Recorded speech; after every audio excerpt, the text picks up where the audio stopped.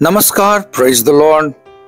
पुरातन और नूतन नियमर मध्यवर्ती समय अर्थात इंटरटेस्टामेंटल पीरियड को बुझा सीरीज रो भाग 4 रे आपन को स्वागत जनाए। आमे एपर्यंत इंटरटेस्टामेंटल पीरियड रो प्रमुख व्यक्तित्व प्रमुख घटनावली गुड़ी को आमे आलोचना करिछे। वर्तमान आमे देखिबा कि हास्मोनियन वंश और हेरोद वंश मध्य संपर्क कौन और से कि प्रकार परस्पर सहित मिलित हेले। मकाबियन आंदोलन विजय सहित जिहुदा 100 वर्षर स्वतंत्रता उपभोग कला। तत्परे मकाबियर संतान माने जिहुदी मानक ऊपर शासन करने को लगिले। एहाकू हास्मोनियन वंश बोली मध्य कहा जाए।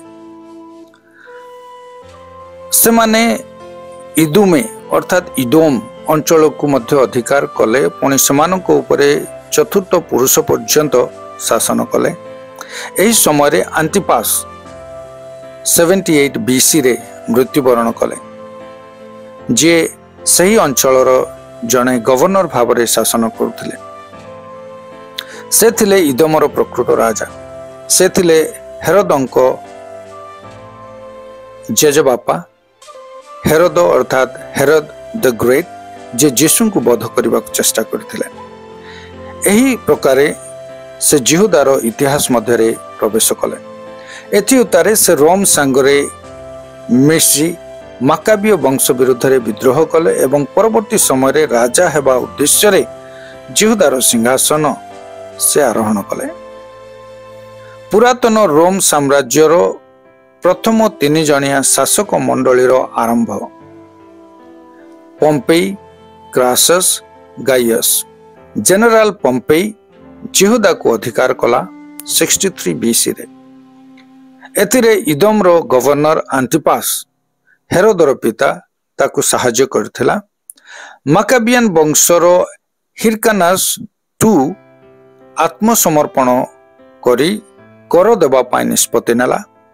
जनरल पोम्पेई कौंसल नाम जिहुदा अंचल उपरे शासन करने निमंते आंटिपास को अनुमति देला। काइसर एकीभूत बा संयुक्त देश तथा साम्राज्यर प्रथम महानायक बा शासक हैला। काइसर हिरकानास II को गोटे अंचलर गवर्नर नियुक्त कला और आंटिपास को जिहुदार एक विशेष अधिकारी बा एग्जीक्यूटिव ऑफिसर भावरे नियुक्त कला। आंटिपास तार सान पुओ हेरोद को, जे हेरोद द ग्रेट नाम विख्यात, गालिलियो गवर्नर भावरे तांको नियुक्त कला। पुणी 44 BC रे काइसर को हत्या करागला। तत्परे आरंभ होला पुरातन रोम साम्राज्यर प्रथम 3 जणिया शासक मंडली आंटोनियस, अगस्टस, लेपिडस। अगस्टस काइसर कर पुत्र और आंटोनियस परस्पर भितर विरोधी थिले। आंटिपाटर को हत्या करागला और तार पुओ हेरोद द ग्रेट मिस्र को पलायन कला। हास्मोनियन वंशर मकाबियन परिवार रो आंटिगोनस पुनर्बार जिहुदा उपरे शासन कला।